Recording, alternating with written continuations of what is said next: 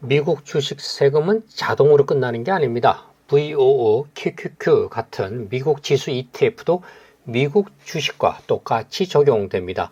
수익이 났다면 다음해 5월에 직접 신고해야 하고요. 이걸 놓치면 나중에 가산세까지 붙어서 더 크게 번질 수 있습니다. 오늘은 딱 세 가지만 기억하시면 됩니다. 15%, 250만원, 그리고 5월 신고입니다. 저는 국내은행에서 고객 자산을 직접 다뤘고요. 뉴욕 월가에서 미국 금융 현장도 겪었습니다.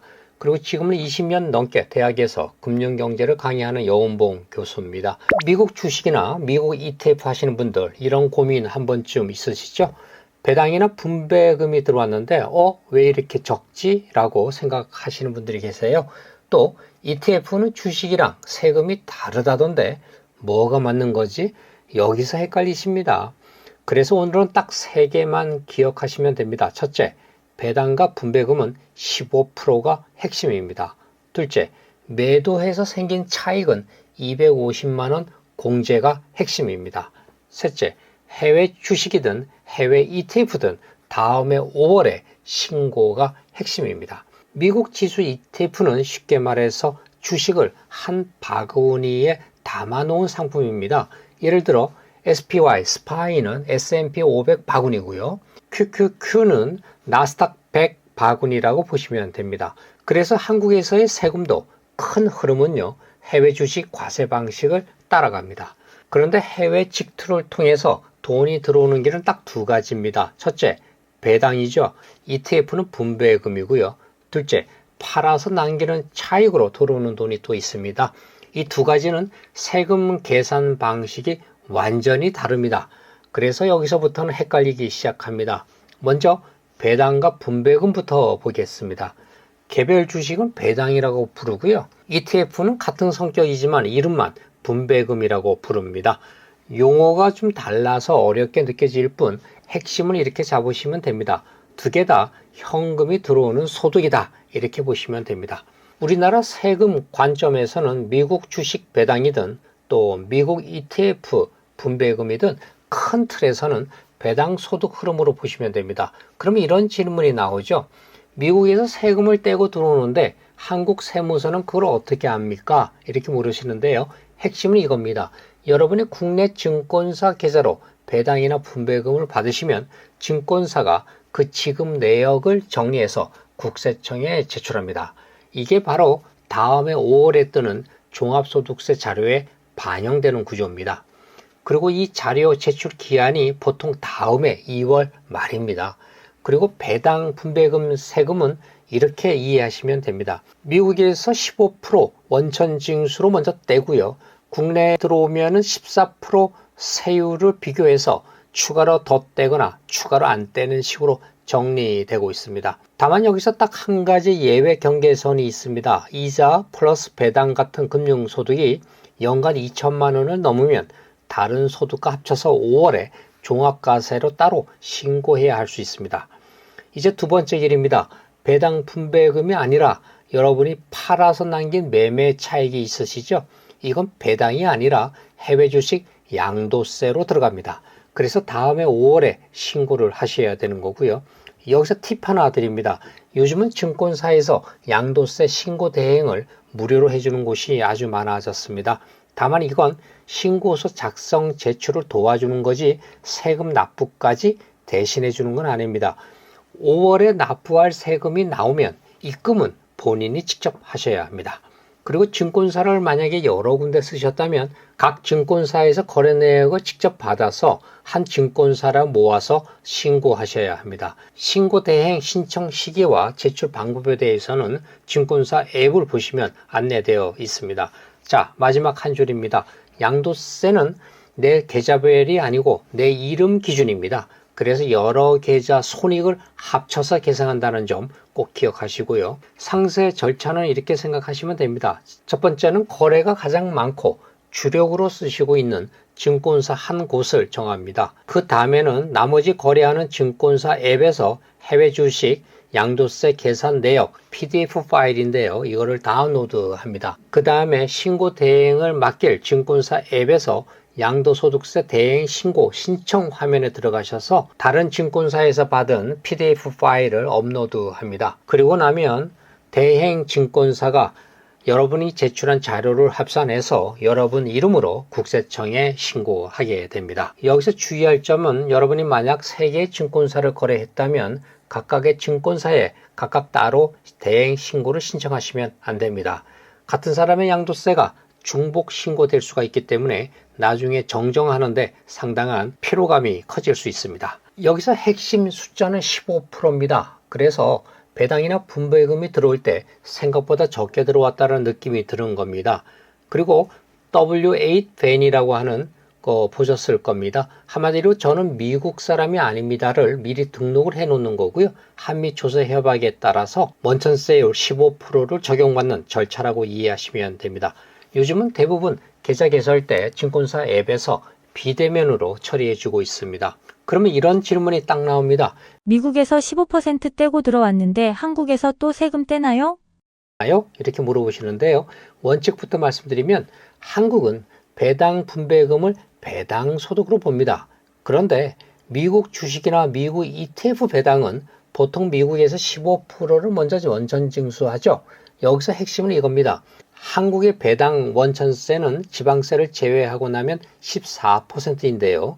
미국에서 이미 뗀 15%가 더 크기 때문에 국내 증권사에서 추가로 원천 징수할 게 사실상 없습니다. 여기 한 줄만 제가 더 붙이면 이자 플러스 배당이 연 2천만 원을 넘어서게 돼서 종합과세로 넘어가면 상황이 달라질 수 있습니다. 그때는 미국에서 낸 15%가 외국 납세 세액공제로 반영이 돼서 이중과세를 조정하게 되는데요. 아무튼 종합과세로 신고하시는 분들은 미국에서 이미 납부한 세금은 공제해주고 있습니다. 미국이나 미국 지수 ETF로 매매 차익이 나면 이거 건보료에 들어가는 거 아니냐 많이들 걱정하시는데요. 결론부터 쉽게 말씀드리면 미국 주식과 미국 ETF의 매매 차익은 양도소득입니다. 그래서 지금 기준으로는 건강보험료를 계산할 때 쓰는 소득 항목이 있는데요. 그게 이자와 배당, 근로소득, 사업소득, 연금소득, 기타 소득입니다. 여기에는 양도소득이 빠져 있습니다. 그래서 건강보험료 계산할 때 양도소득세는 포함이 되지 않는다는 점 기억하시고요. 그런데 여기서 진짜 조심해야 할 건 따로 있습니다. 바로 배당입니다. 미국 주식의 배당금 또는 미국 상장 ETF의 분배금은 대부분 배당 소득으로 잡히는 쪽이라서요. 이 금액이 커지면 건보료에도 영향을 줄 수가 있고요. 금융소득 종합과세에도 영향을 줄 수가 있습니다. 그래서 금융소득 종합과세나 건보료가 걱정되시는 분들은 미국에 투자할 때 분배금이 적은 성장형 ETF 중심으로 가져가는 전략이 상대적으로 유리할 수 있습니다. 그리고 직장인 분들은 이 부분도 같이 기억하셔야 합니다. 월급 말고 다른 소득이 커지면 건강보험에서 보수 외 소득으로 보고요. 추가 보험료가 붙을 수 있습니다. 그런데 이때도 기준이 되는 소득은 이자와 배당, 그리고 사업소득, 근로소득, 연금소득, 기타 소득 쪽이고요. 해외 주식이나 미국 ETF의 매매 차익, 즉 양도소득은 원칙적으로 제외되는 게 핵심입니다. 그래서 오히려 조심해야 할 건 고배당 월 분배를 크게 내세우는 상품인데요. 특히 커브드 콜 계열처럼 분배금을 자주 주고 크게 주는 상품은 그만큼 배당 소득이 커질 수 있기 때문에 금융소득 종합과세나 건보료를 건들 수가 있습니다. 다만 여기서 한 가지 현실적인 포인트가 있는데요. 미국에 상장된 일반적인 ETF는 기초자산으로 들고 있는 미국 주식에서 배당이 나오면 ETF도 그 배당을 바탕으로 분배금을 할 수밖에 없습니다.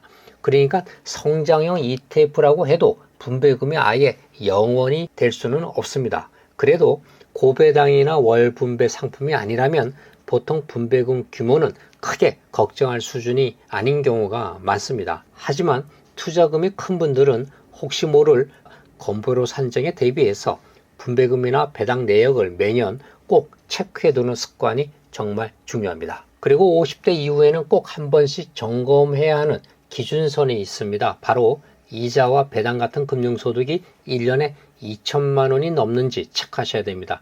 이 선을 넘으면 세금 계산 방식이 완전히 달라지기 때문에 세금 부담이 커지게 되는 거죠. 처음에는 월배당 ETF가 현금 흐름이 좋다고 느끼다가도 어느 순간부터는 세금이 눈에 띄게 무겁게 느껴지는 구간이 올 수 있다는 거죠. 그래서 월배당 상품을 고를 때는 얼마를 받느냐만 보지 마시고요. 내 금융소득이 연 2천만 원을 넘는지를 같이 체크하는 게 핵심입니다. 지금부터는 여러분이 팔아서 남는 이익, 매도 차익 이야기입니다. 미국 개별 주식이든 또 미국에 상장된 지수 ETF든 팔아서 이익이 나면 이거는 양도소득으로 봅니다. 여기서 제일 중요한 게 연 250만 원 기본 공제인데요.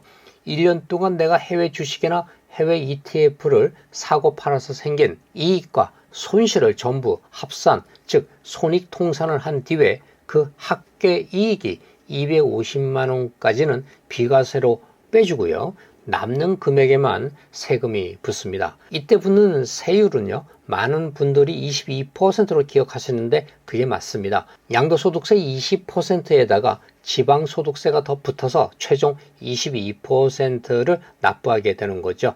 예를 들어서 1년 동안 해외 투자 매매로 최종 이익이 500만 원이었다면 250만 원을 비과세 공제 받고 나서 남는 250만 원에 대해서 22%가 적용되는 구조입니다. 이때 절세의 핵심은 손익통산입니다. 말이 좀 어렵죠? 쉽게 말하면 이겁니다. A 종목에서 300만 원 벌고 B 종목에서 200만 원을 잃었다면 세금은 A 종목의 300만 원만 따로 보는 게 아니고 둘을 합쳐서 순이익 100만 원으로 계산합니다. 이거는 해외 주식도 똑같고요. 미국 상장 ETF도 똑같은 방식입니다. 그래서 연말이 되면 정리매도라는 이야기가 나오는 거죠. 1년 내내 투자하다 보면 이익이 난 종목도 있고 또 손실이 난 종목도 같이 있잖아요. 이때 연말에 손실이 큰 종목은 손실을 확정해 두면은 그 손실이 이익하고 합쳐져서 과세 대상 이익을 줄이는 효과가 날 수가 있습니다. 다만 한 가지는 꼭 기억하세요. 이건 투자 성과를 바꾸는 마법이 아니고요. 세금 계산상 순이익을 정리하는 전략입니다. 그래서 세금 줄이려고 무리하게 매도하기보다는 내 포트폴리오 정리, 즉 갈아타기 타이밍과 같이 가져가는 게 안전합니다. 해외 투자는 주가만 보지 말고 환율까지 합쳐서 원화로 손익계산을 하게 되는데요. 그래서 달러 기준으로 보면은 매매 차익이 없음에도 불구하고 원화로 바꾸게 되면 수익이 커질 수 있습니다. 즉 나는 별로 못 본 것 같은데 환율 때문에 원화 이익이 잡혀서 세금이 나오게 되는 거죠. 그래서 감으로 하지 말고 연말에는 꼭 증권사 연간 거래 내역을 확인하시는 게 안전합니다. ETF는 특히 오해가 많습니다. 귀로 들으면서 이렇게 정리하시면 됩니다. 첫째, ETF는 배당이 아니라서 세금이 없다라는 말 아닙니다. 이름이 배당이든 분배금이든 ETF가 나눠주는 돈, 분배금에도 세금이 붙을 수 있습니다. 둘째, ETF는 알아서 자동으로 정산된다. 반만 맞고 반은 틀립니다. 분배금은 세금이 자동으로 떼일 때가 많지만 해외에 상장된 ETF를 팔아서 번 돈, 즉 매도 차익은 직접 신고해야 합니다. 셋째, 국내 상장 ETF와 미국 상장 ETF는 같은 ETF가 아닙니다. 겉으로는 똑같이 S&P 500 ETF처럼 보여도 상장된 나라가 다르면 세금 방식이 완전히 달라집니다. 오늘 영상은 미국 거래소에 상장된 미국 지수 ETF를 기준으로 말씀을 드리고 있습니다. 먼저 신고 시기를 아셔야 되는데요. 해외 주식이나 해외 ETF의 양도소득세는 다음해 5월 1일부터 5월 32일까지 국세청에 확정 신고를 해야 합니다. 중요한 건 해외 투자는 자동으로 세금이 끝나는 구조가 아니고요. 내가 직접 신고하고 납부해야 한다는 점입니다.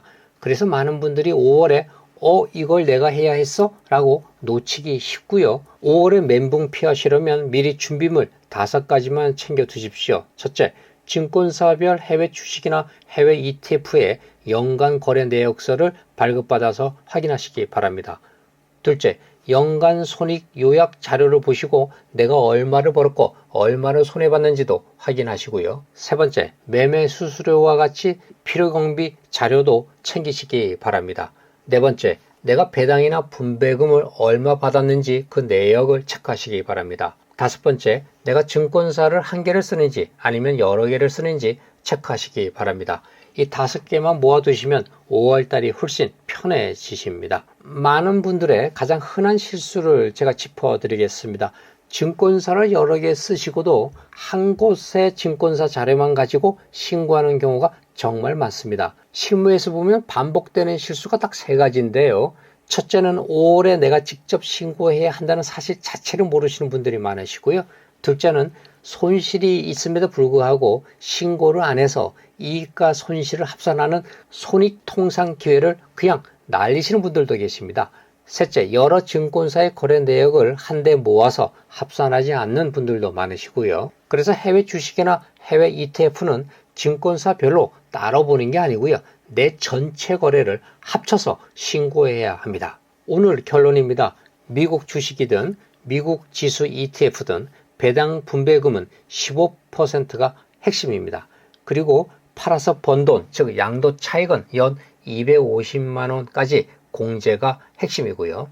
마지막으로 해외 주식과 해외 ETF는 다음해 5월에 내가 직접 신고해야 하는 게 핵심입니다.